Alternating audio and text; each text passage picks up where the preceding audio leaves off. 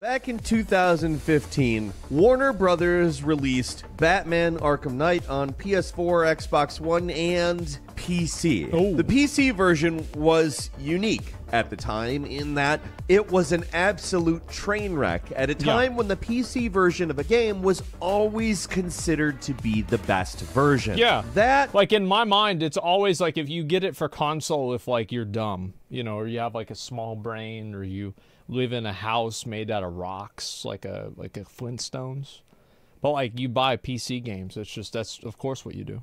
is not how things are anymore. In the 7 years that have passed since then, the idea of the PC version of the game being the best version has evaporated into thin air. It's gone. Instead, we are really seeing tons of issues when we play games on PC nowadays. So, well, let's just get into it. Hi folks, it's Falcon, and today on Game Ranks, we ask the question, what the hell is going on with PC ports? So, yeah, this is I'm how not necessarily sure I would call Arkham Knight our flashpoint for this issue. Although, it's a nice little trip down memory lane if you want to go back to our very first Before You Buy, where Jake reviewed the console version of the game and mentioned the whole controversy with the PC one, but was pretty safely nestled away in the good version of the game, where PC games became a big business again, and they intentionally developed games side by side with one another on PC and consoles with the intent to do well on both. Arkham Knight actually came out during this era, and generally, PC ports I don't think were at their worst. But if one can remember back to the 90s, things looked a lot more similar to how they do now. Back in those... Nah, bro, like, back in the 90s, like, you would buy King's Quest 3,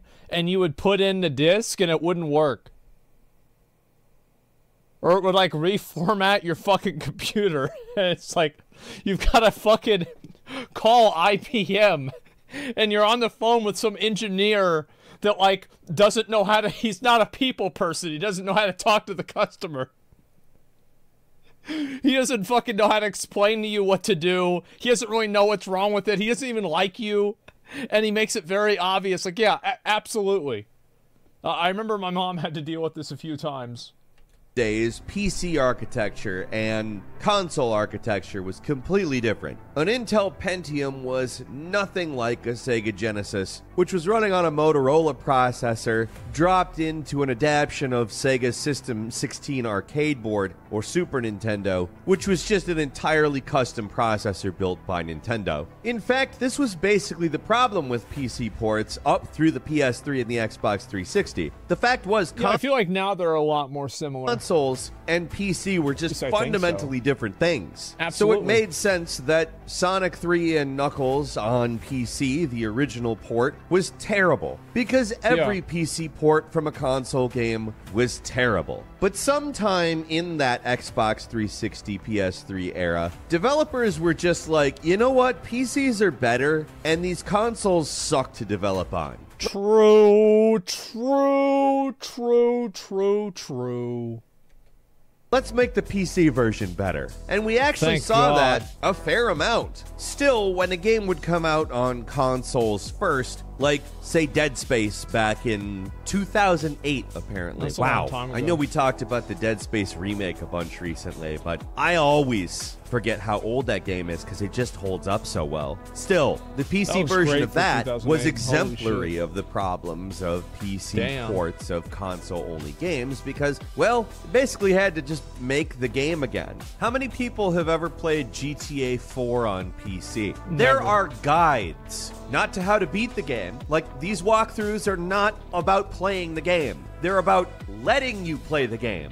Oh, this is not anything that's a surprise. I had to deal with this with Dark Souls 2. Dark Souls 2, like, it's harder to play the game and have the controls work than it is to actually beat the game. It's the same thing with Final Fantasy 14. It was harder to buy the game than beat Savage. Like, we did the Savage Alexander raid. That shit was easy compared to being able to buy the game. Seriously, guides for getting the game to run smoothly on a modern PC. This is a game that came out like 15 years ago for just vastly inferior hardware. But that was the PS3, Xbox 360 era. When the PS4 and the Xbox One came out with much more similar architecture to PCs, the PS4 and the Xbox One both had x86 CPU architecture, which basically makes them not far from being a PC. I mean, it doesn't make them PCs, but... Yeah, I feel like this was kind of... And the first one that happened was like... I remember the Xbox had like a console menu.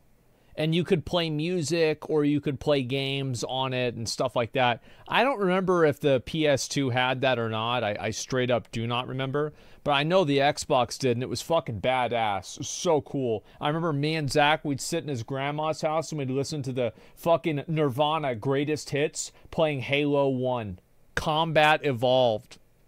The similarities are much more vast. Like, the thing that makes a PS3 similar to a PC is that they are electronics. They have CPUs. Yeah, but once you get into the actual mechanics of how they work, they're actually pretty different on a functional level, you know, inside the chips. That stopped with the PS4 and the Xbox One. For a while, I don't think this was actually to the detriment of PC gaming. In fact, I think it actually provided a bit of an argument for prioritizing PC development. Hey, we can make the game on PC and then just sort of adapt to the specific hardware of these two consoles and strip back without having to do a whole lot in terms of code. I'm definitely oversimplifying to some extent, but it's a lot closer to that than in the previous console generations. Yeah, sure. That being said, although I'm sure that tons of executives that don't know what they're talking about heard that type of simplification and thought, well, that's it. All of our problems have been solved. Done. There are still differences between consoles and PC. Probably the most... I know that. The difference now is that the game works on console and it doesn't work on PC. That's the main difference.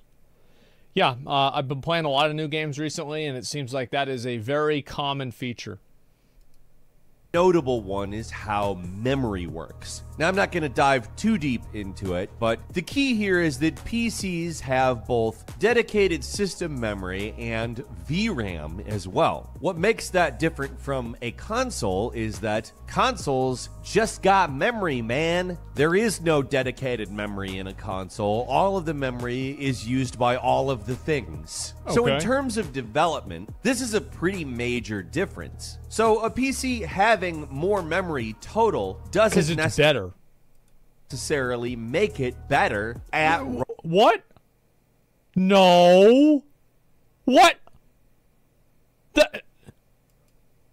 Running something that was written for a console. In fact, due to the split nature of the RAM, actually has a little bit of extra work. When you've got two sets of memory, you gotta figure out where everything is gonna go. And a lot of the time, something needs to go to both places at different times. So, once again, we have two diverging sets of code, the PC version and the console one. Keeping in mind that having the x86 architecture still makes it vastly more similar than at any time in the past. So here's where I start to think that it gets really interesting. You would think that consoles moving to the x86 architecture would make people think, well, we can do the PC version and scale down. It kind of seems to have had the opposite effect, and now it seems like there are a lot more games that are developed console first and scaled up. More like the 1990s, like I said, coming full circle. Things are more like then, albeit for different reasons. I fucking hate that.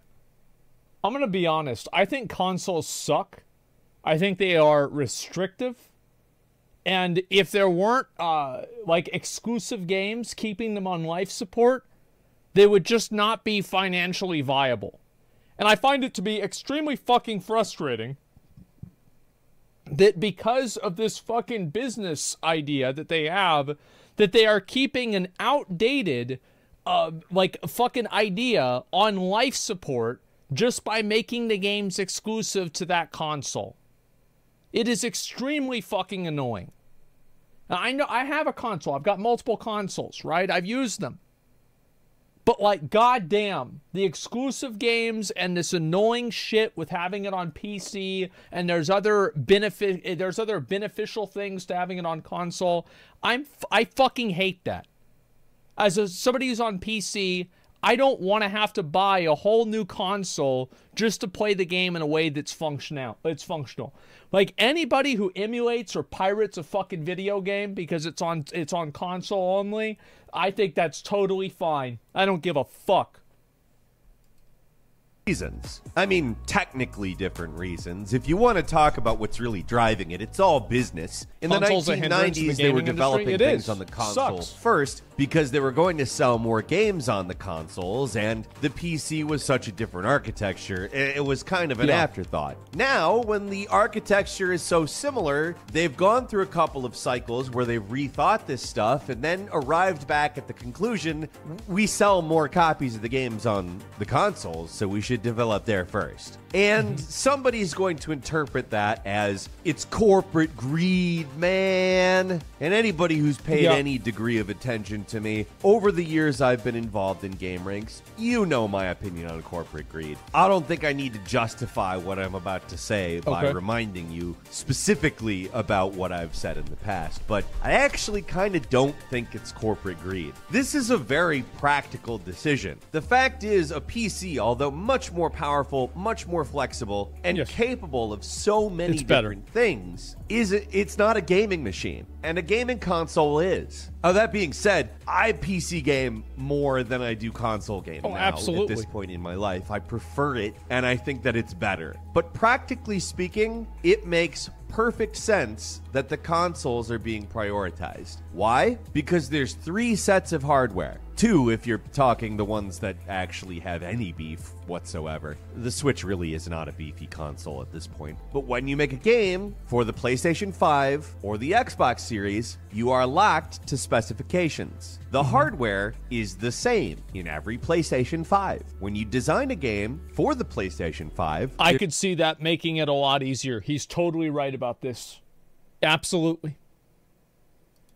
There's little quirks and eccentricities that all interact with each other and allow you to eke out certain performance gains in certain areas, and there's certain detriments that you have to avoid in certain ways. It's uniform. And it will always be the same on that hardware. Even when they release the PlayStation 5 Plus, it's gonna be compatible hardware that's a little bit better. All the same stuff is still gonna apply. It is not a radically different configuration, and no matter how much more powerful PCs are, the number of configurations that exist in PC gaming is staggering. It's probably not countable. It's that high. Compared to infinite. 1 for the PlayStation 5. 2. Yeah, so like you can easily see why they're going to develop it for console first. Like, absolutely it makes sense. Sure. Because it's easier to do, because it's a uniform system and you don't have to worry about so many other variables. Absolutely. Of course. Yeah, I totally understand that. For the Xbox Series, you got the S and the X, and eventually you're going to throw in the upgraded versions of both of these consoles, but still, you can count it on a single hand.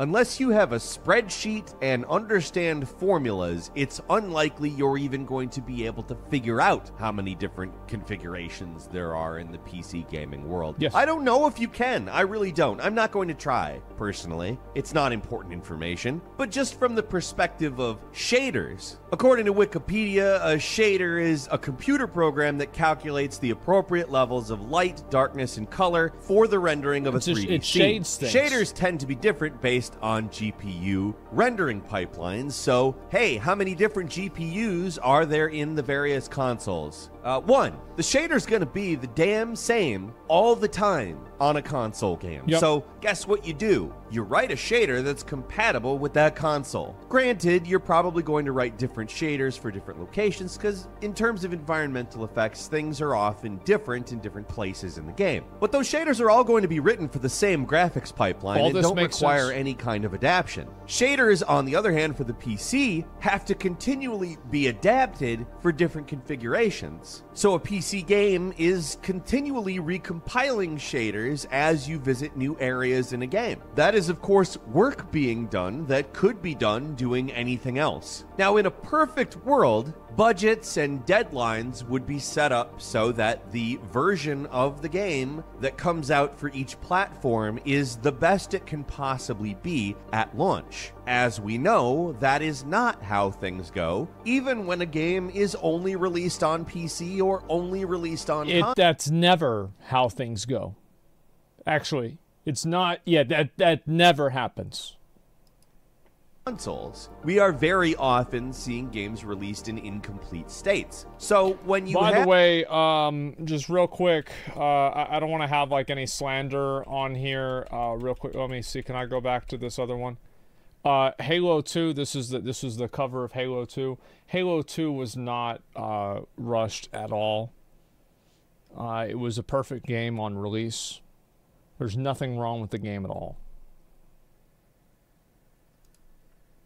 When you have a game exist across these two different paradigms, the one that's most likely to make the most money, generally the one that is geared specifically towards the function of playing a game, is going to be the one that gets the attention first. And I don't want that to read as a defense, however, because frankly, I think we're all fed up with both of the issues I just talked about. Yeah. A, incomplete games being released, and B, PC ports of games coming out and sucking. Like, Yeah, like, I would rather a game not be out on PC than have it come out and for it to be bad. Because I think that's bad for the game. As soon as people see that the game is bad, that's it. People are going to say Wild Hearts doesn't run well on PC in a year. Even after everything that was making it bad is fixed. Because it's that first impression, everybody sees it then, they're like, oh, it's bad. Okay, well then there it is, it's done. Think that people are actually starting to get to a point where it's too much. And as game budgets get bigger and scope expands, the question I feel like we're starting to ask isn't, hey, can you stop delaying the games? Like it has been in the past. Like delays have started to get pretty irritating. The question we're starting to ask more is, hey, executives, can you give the damn developers enough time so that all of the versions of the game that we get are completed before we get them? Like I did the before you buy on Wild Hearts. I don't think this is necessarily executives. I think there's also developers and teams that just want to get the game out as fast as possible, like just on their own terms. It's not even really the executive. I mean, like sometimes it is. I'm saying that like not every time it is. I think there's a lot of cases where the developers are just like, all right, let's put it out. It's good enough. Here we go. It's taken too long. Let's just get it out there. And they do, and it's super fucking counterproductive. Like Bleak Faith had that. Remember that? Holy fuck. Is a fantastic game that exhibits both of these issues. I mean, that wasn't executive. And it's a big enough slap in the face. The game was basically released incomplete everywhere. But for those of us who would prefer to play the game on PC, myself included, we get a special level of bad. Again, not bad in terms of the game. I'd had nothing but praise for this game. It's just, this has become such a standard, normal issue for multi-platform releases. And I know at this point, this is kind of just a rant, but any developers or publishers, especially any executives who happen to be watching this, I think you could really, really engender a lot of goodwill by simply carving out timetables for development that allow you to give the PC port enough attention that it's good. At least as good as... And it's like, if one of the ports is bad, like the Xbox port is bad, everybody is going to be talking about how bad the Xbox port is or the PC port. For example, if you look at Lu Wang, I think this is a great example. If you go and you look at it on like Steam or you look at reviews for the game, most of the people online have reviewed it negatively. And they've reviewed it negatively, like a lot of the user reviews, because of the PC port issues, which are documented, like they're bad. So like what happens is that a person, even if they're going to buy it on console, they see the user review number that says 5.3 and they're on to the next game. So I think it has a very tangible negative effect on games whenever they get released like that.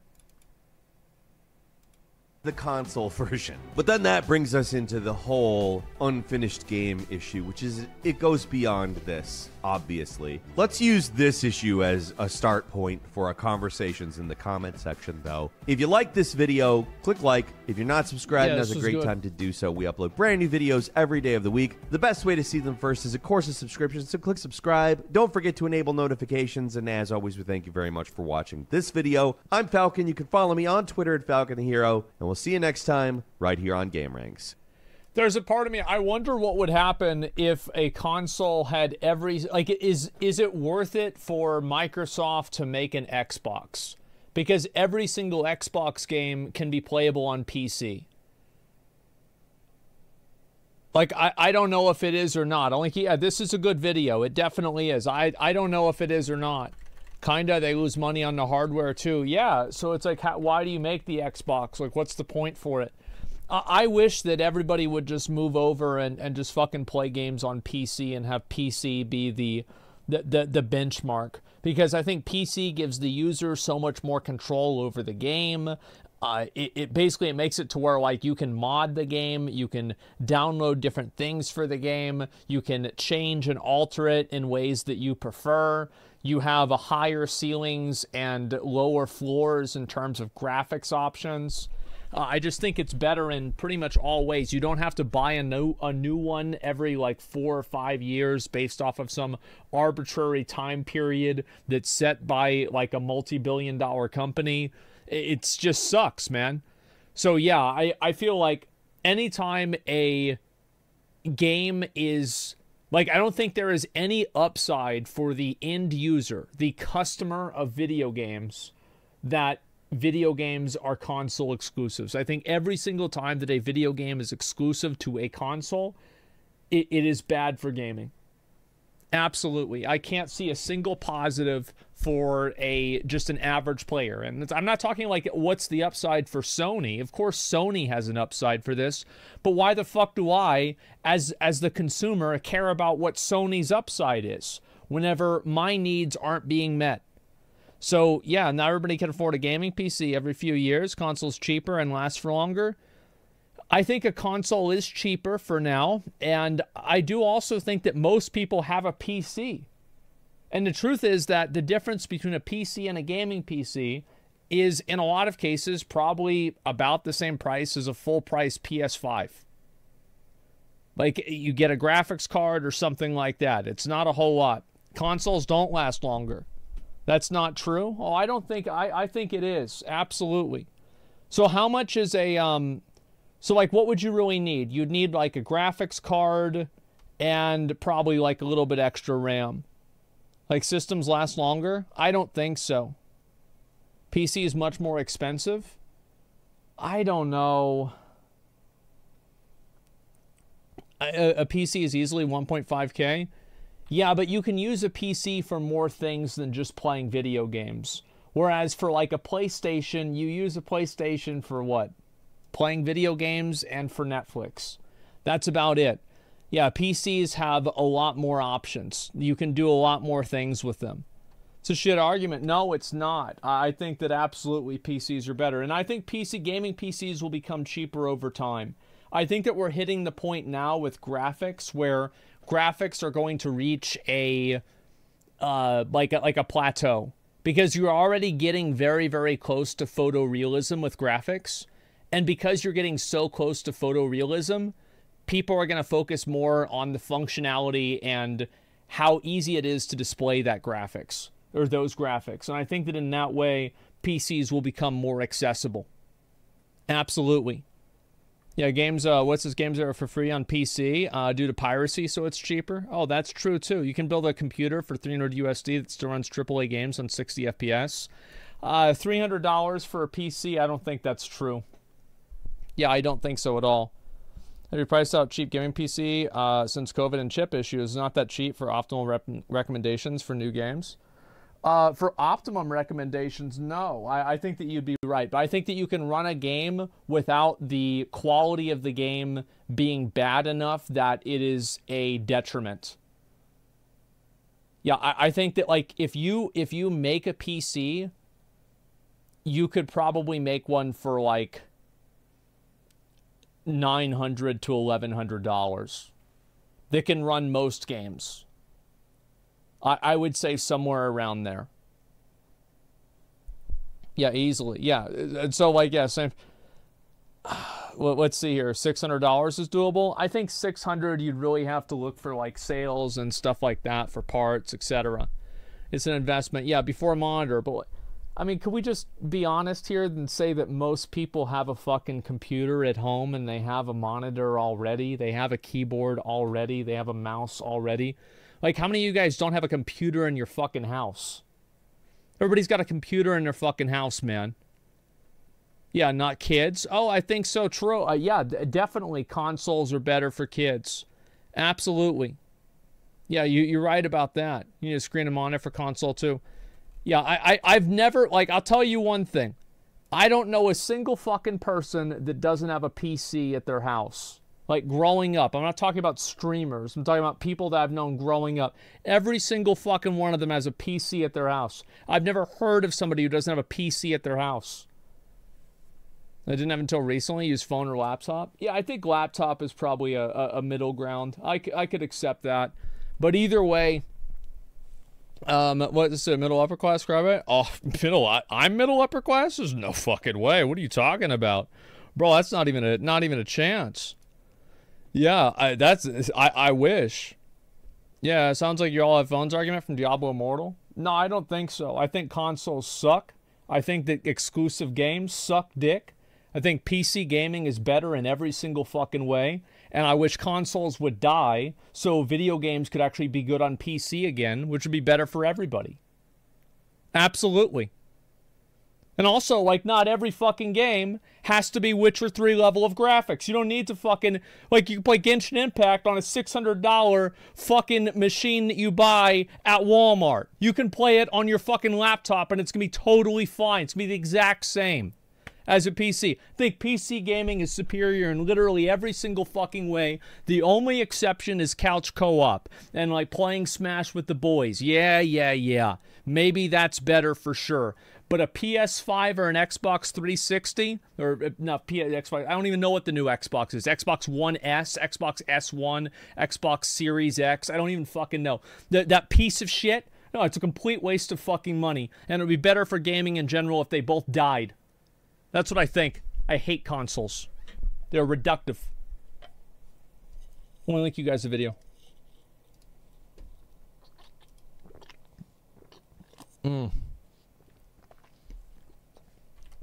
Mobile-based superiority. Exactly. Read comments. I'm gonna look at the Crypt video about Diablo. Nintendo games on PC. Oh, I wish, man. That would be fucking amazing. If both Sony dies and stops making games, what changes in PC? Well, then all the game studios that have exclusive contracts with Sony would have to release it on places that aren't the PlayStation. Or they'd shut down. Yeah. Cross-platform programming isn't as hard as back then. Oh, I don't know exactly. I mean, like, I kind of wish that, I wish that cross-platform, like, obviously this is not really going to happen, okay? Like, let's be honest here. It's not actually going to happen. I wish that cross-platform was completely seamless between everything. Like, being able to play on a PS5, to play with somebody else who's like a, what do you call it? Who's on an Xbox, play with somebody who's on a console, to play with somebody who's on a tablet, to play with somebody who's on a phone. I don't see any advantage to making a game not cross-platform. There are some exceptions. Like, for example, I think games that, like high skill-based, like, queuing games that have, like, strong lose conditions, I think you could make a very strong argument that you don't want to be playing with somebody that's on a fucking phone, right? Of course. But other than that, I think that there are just way more advantages of having cross-play. Absolutely. PC should be the standard. Absolutely. How do you feel about the season system being added in a New World? Oh, I need to look into that. I haven't looked into it enough. I will soon. Auto-aim on consoles is annoying. I agree. Yeah, if there's no benefit for the company, you wouldn't see exclusives. Oh, exactly. That's a very good way to look at it. So what? I can't play PC games with a controller? Bad take? That's not what I said. You're banned.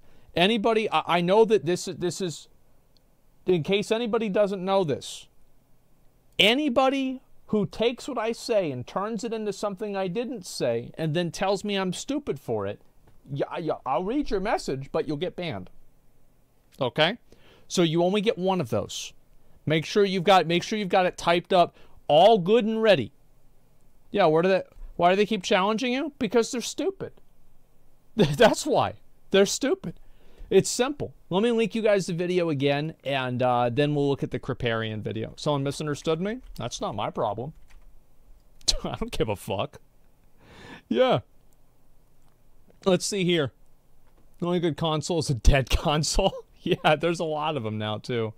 Holy shit. If you misunderstood, you articulate better? Nope, it's not my problem. If somebody misunderstands me and they get mad at me for it, that's their problem.